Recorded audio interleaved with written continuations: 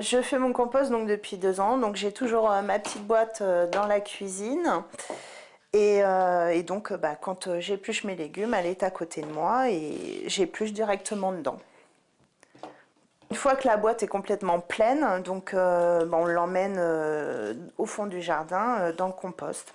Mais effectivement, les épluchures donnent un petit peu d'odeur. Effectivement, j'attends pas des fois 3 jours avant qu'elle soit complètement pleine pour la vider. J'y vais environ tous les 2 jours.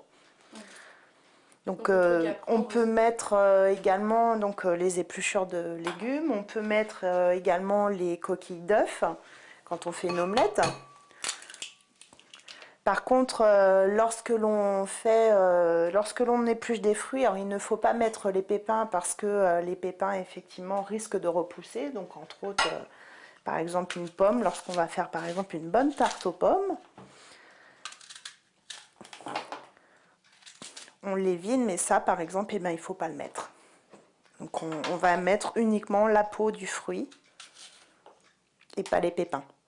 Pour un compost plus équilibré, vous pouvez aussi ajouter aux épluchures les déchets de cuisine, les déchets de jardin, les déchets de maison.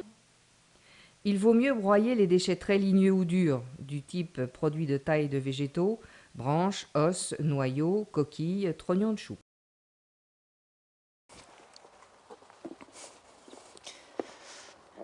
Voilà, alors donc maintenant nous allons au composteur pour aller vider la boîte. Le composteur, donc, je l'ai eu en appelant le SMITOM qui m'a dirigé vers la déchetterie de Bailly-Romainvilliers. C'est pas onéreux et ça se monte extrêmement rapidement. Donc voilà. Et puis ce qui est très bien, c'est que là où il est situé, on a juste notre petit potager à côté. Donc pour l'engrais, c'est génial. Donc on récupère le compost ensuite en soulevant la petite traque qui se trouve ici.